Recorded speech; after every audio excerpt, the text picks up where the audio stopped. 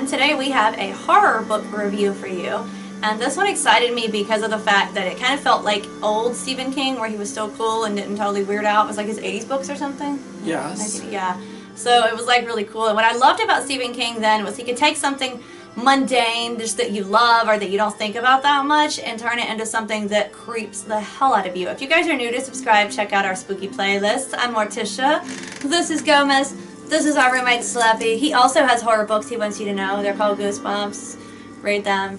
So anyway, this book is called The Mailman by Bentley Little. We have not read other books by this guy yet, but we're going to. Yes, So, he is very promising.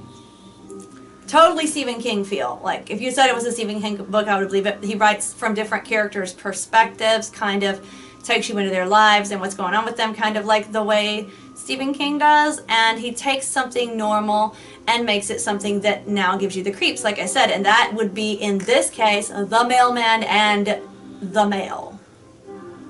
Yes, it can be very spooky. Yeah. And you think, you know, it's just junk mail, it's just like something I ordered today. But his, you'll be glad if that's all you got.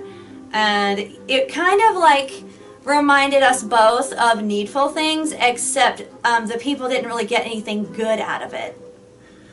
They did not feel like their needs were met. Yeah, like at least Leland Gone and Needful Things in Stephen King's book would give you something for screwing with people, and this time people weren't screwing with people so much as the mailman. Well, we're not going to ruin the plot, but the mailman comes to town and just wreaks havoc, and he seems to be, I would say, demonic, but you don't really get to know that. And I'm not spoiling the book by saying that much, but he's definitely not human. It's very creepy, but he kind of puts a very horrifying spin on the mail.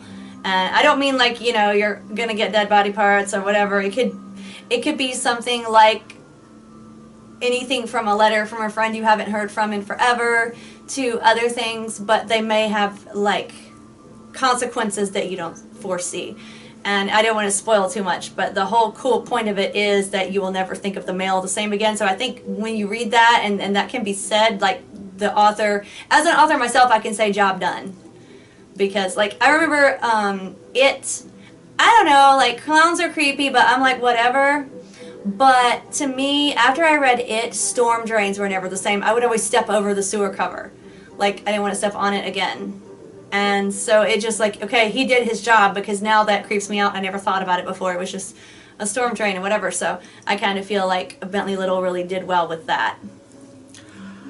Yeah, Needful Things reminded me, I will use that comparison for reference, the best of Lovecraft, in the sense that it's not cosmic horror, but it's something where something is described to you, and when you see it, you hear how people go mad from it, and it can be something pretty common, something that would not impress you much, but it is very impressive how the impact of some simple trivial things can get really crazy. Like if you use it the right way, something mundane can be enough to drive somebody nuts. Yeah, and I think that Stephen King in Needful Things and It did it really well, and I think Bentley Little achieved a similar effect, because it's like just a small town, just like, again, like Morticia said, Stephen King, and something happens, and it's not anything drastic at first, really. That's the whole beauty of it.